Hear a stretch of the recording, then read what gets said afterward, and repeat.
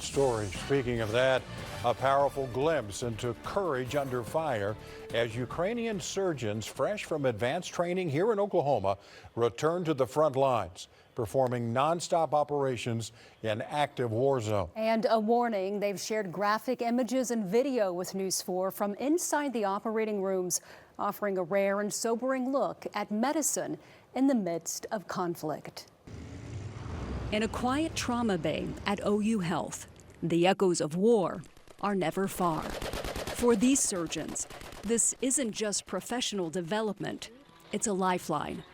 They've come from bombed-out hospitals, underground operating rooms, and combat zones where surgeries stretch for days without rest. Their mission is urgent: learn everything they can, then return home to save lives. Well, the war is going on, still going on, unfortunately. I wouldn't say it has become safer in any way, unfortunately, again. The shelling are still going on. In fact, like a month prior to this trip, I had my windows shattered in Kyiv. They speak not just of shattered glass, but of shattered lives. Hospitals reduced to rubble, healing spaces turned into battlegrounds. I am from military unit 1248. This is former Mariupol military hospital. Our facility were totally destroyed and occupied. There are many operating rooms underground. The last 8 months I was in combat zone in Sumy region. It was non-stop work. For example, operation day started at the 2 days ago, and we operated non-stop. Meaning they operated for 2 days straight. Without rest. They all did. Their stories are threaded with exhaustion, perseverance, and a fierce sense of duty. We came here with the same goal: to learn something new, to bring back the knowledge, and to restore the health of our warriors who fight for us, for our freedom. The wounds they treat today tell a different story than a decade ago. Back then, it was bullets and artillery, blunt, brutal, and tragically familiar. Now, the violence has evolved into something more calculated and remote. Most of injuries for now are shrapnel injuries.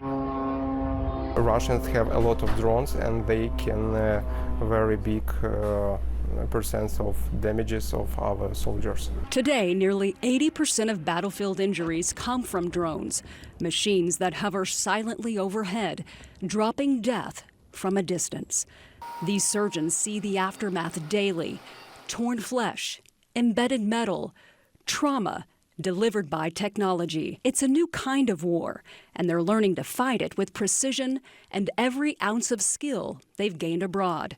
But there are limitations beyond their control, often forcing them to improvise with mismatched equipment. Well, we do sometimes have to use some of the plates that are not supposed to use for those specific type of bone, for example, but we don't have in stock. While in Oklahoma, they trained in microsurgery, facial reconstruction, and advanced orthopedic techniques, skills they desperately need.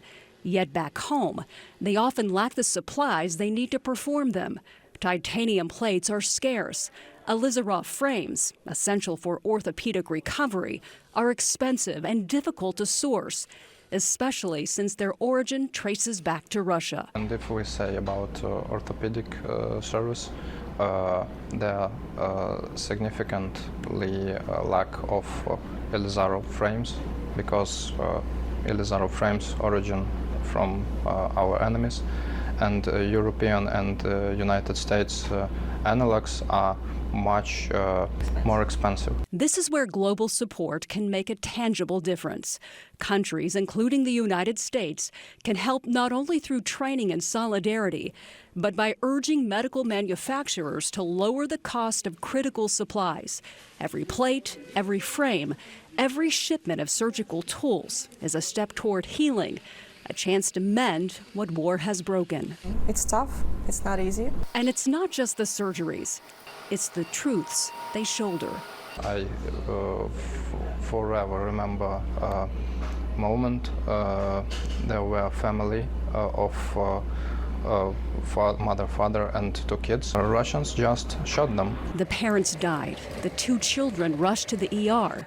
The team saved the little girl. That was terrifying. Everybody of us were totally destroyed by this case. Civilians, especially children, made up a heartbreaking portion of their patients, but now the Ukrainian government evacuates them to prevent that. At that time, there were more civilian casualties and much more wounded children. Despite supply shortages and the trauma they carry, these surgeons remain hopeful. There is so much more to our country, to our people, and there's so much support from not only inside the country but from the abroad, like from you guys, from the USA as well.